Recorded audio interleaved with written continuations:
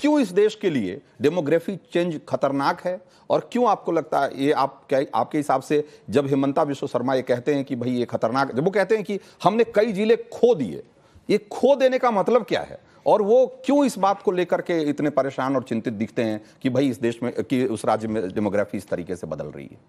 देखिए रंजीत जी, सबसे पहले स्पष्टता के साथ हमें समझना चाहिए कि भारतवर्ष है क्या।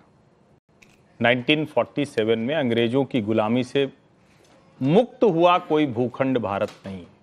भारतवर्ष वो है जो हिमालय से महासागर तक का एक उसका तय टेरिटरी है, जिस टेरिटरी को हम ढेर सारे वेदों में, ढेर सारे पुराण उपनिषद सब में हम उसको पढ़ते आए हैं। हमारी अपनी इस भूमि को लेकर मान्यता है, और अगर डेमोग्राफिक चेंज की बात होती है तो उसको मूल जो उसका स्वभाव है, जो बेसिक स्ट्रक्चर है भारत का, वो बदलेगा। जहां जहां मुसलमान हैं उन देशों की स्थिति जरा समझ लेनी चाहिए, और जो सबसे दुनिया का अमीर देश हो, जरा उसकी उत्पत्ति और कब से वहां समृद्धि आ गई, सिर्फ ज्यादा नहीं, आपने बहुत अच्छे से चूंकि बता दिया तो बहुत विस्तार से उस पर जाने की जरूरत नहीं, लेकिन फिर भी चीन का यात्री ह्वेन सांग जब आता है तो भारत की समृद्धि संपदा को लिपिबद्ध करता है। जब नालंदा विश्वविद्यालय को बख्तियार खिलजी जलाता है तो उसको पता है कि दुनिया की समृद्धि का, दुनिया के ज्ञान का भंडार यहां है।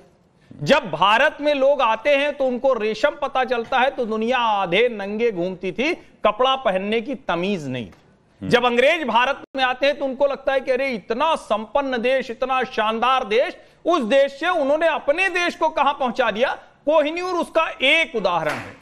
मुगल जब आए तो बाबर को जितने इतिहासकारों ने लिखा है उसकी शुरुआत यहां से होती है कि बाबर जब बड़ा हो रहा था तो उसको भारतवर्ष दिख रहा था, जहां की समृद्धि संपन्नता के किस्से व्यापारियों से, कारोबारियों से सुने थे। जितने लोग इस देश में आए वो सब के सब इस भूमि को लूटने, खसोटने आए। और अगर अबू आजमी ऐसा बेशर्म बयान देते हैं तो इसमें पार्टी लाइन नहीं होनी चाहिए थी। मैं फिर से कह रहा हूं और आग्रह कर रहा हूं, इसमें पार्टी लाइन नहीं होनी चाहिए थी। इसमें हर पार्टी को साथ आकर कहना चाहिए था, मुगल इस देश को बनाने नहीं, लूटने आए थे, बर्बाद करने आए थे, कुसंस्कृति देने आए थे। जितने तरह के नरक हैं वो सब इस देश में उनके साथ आए, अत्याचार करने आए थे। ये झूठ बोलना बंद करना चाहिए। बिल्कुल। तो आपके इस बयान पे तालियां बज रही है। मैं चाहूंगा कि आप क्या सोचती हैं जब ये अबू आजमी जैसे लोग ये कहते हैं कि एक बार उनको दीजिए माइक, फिर उसके बाद आपके पास आते हैं। हाँ, कि जब ये कहते हैं कि भाई भारत सोने की चिड़िया मुगलों के समय था और हम फिर से बना दें। बहुत देसी सी बात है, जिसके घर में दाने उसकी चिड़िया क्यों जाए कमाने। दाने तो यहाँ थे, उड़ उड़ कर कौन आए, मुगल आए। यहाँ आकर जब दाने भर गए तो वो क्या कह रहे हैं। बड़े शर्म की बात है। लेकिन यहाँ मैं एक सेंटेंस और कहूंगी, हम क्यों महाराणा प्रताप की माँ को भूल जाते हैं, हम क्यों शिवाजी की माँ को भूल जाते हैं, क्यों अपने बच्चों को डराते हैं ऐसा होगा तो ऐसा होगा, उनको क्यों उस काबिल नहीं बनाते। उस समय में शिवाजी ने कहां से कहां तक पताका फहराई थी, आपको सबको याद होगा। शिवाजी का क्या कहना था, सिर सलामत तो पगड़ी अनेक। लेकिन हमारा राजपूत क्या कहता था, हमेशा जान दे देंगे, सर धड़ से अलग कर देंगे। हमें अपने बच्चों को क्या सिखाना है, सर सलामत तो पगड़ी अनेक। लेकिन सर को सलामत रखने के लिए खुद को मजबूत करना है।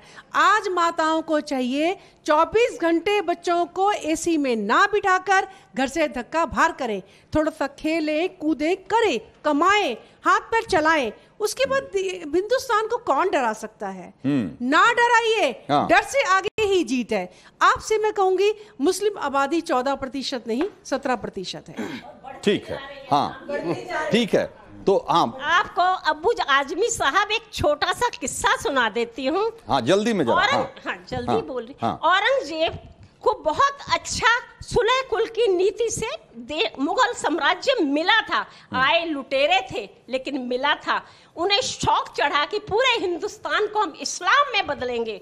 आलमगीर, जिंदा पीर भीड़ लेकर के चल दिए। हुआ क्या, दक्षिण भारत तक गए लेकिन लौट के वो इंसान यहाँ नहीं आ सकता। औरंगाबाद में जब उसकी मृत्यु हुई है, आंख खुली हुई थी, सारा का सारा दक्षिण भारत सिमट चुका था, उत्तर भारत लौट नहीं पाया था। मराठों के ढोल बज रहे थे और औरंगजेब की जान जा रही थी, इकलौती बेटी उसके पास बैठी हुई थी।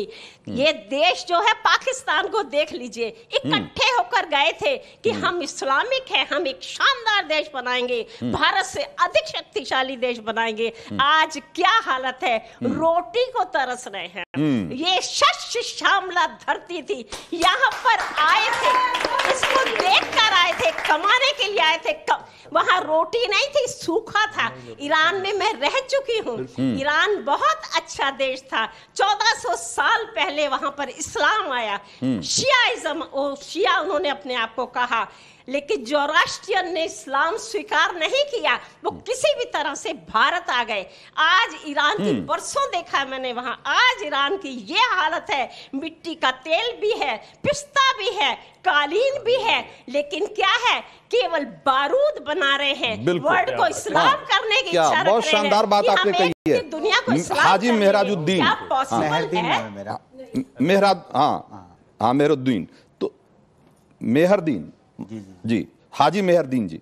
तो ये जो अब अबू आजमी का एक तरफ बयान और दूसरी तरफ जो हर्षवर्धन जी ने और हमारे दर्शकों में से जो लोगों ने कहा, अब आपको मुझे लगता है कि सही सही जवाब मिल गया होगा कि इस देश को जो लोग कहते हैं कि मुगलों ने सोने की चिड़िया बनाया और हम फिर मुसलमान ही इस देश को सोने की चिड़िया बनाएगा, तो ये मुगालता जो पाल के बैठे हुए लोग हैं उनको करारा जवाब मिल गया होगा, मुझे लगता है। देखिए, मैं बताना चाहूँगा आपको कि इतिहास को आप कभी बदल नहीं सकते, जो इतिहास है उसको आप कभी ना नकार सकते।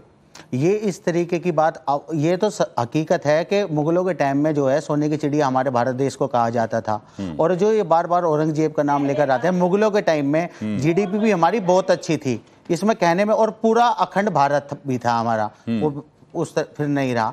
और मैं दूसरे हेमंत बिस्वा शर्मा साहब के जो है बयान पे जाना चाह रहा हूँ कि वो कह रहे हैं कि 40% वहाँ पर जो है अगर ये हो जाएगा तो वहाँ पर जो है परिवर्तन हो जाएगा।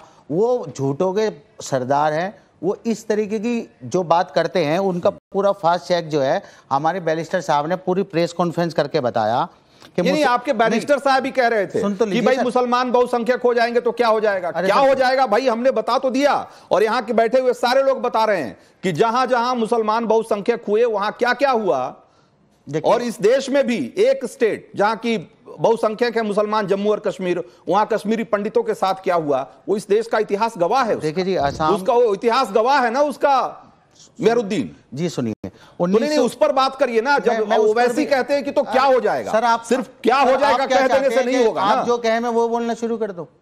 हाँ, फिर आपने मेरे को किस लिए बुलाया? मैंने आपसे आप नहीं, आप तो फिर बोल लीजिए सर। नहीं आप उसका जवाब दीजिए। मैं बताना चाह रहा हूँ, आप थोड़ा सा ज्ञान बढ़े नहीं आपका। एक मिनट, हाँ नहीं मैं बता रहा हूँ ना, वो कैसे झूठ बोल रहे हैं मैं वो बता रहा हूँ। बताइए। देखिए 1951 में मुस्लिम आबादी 24% थी वहां पर, और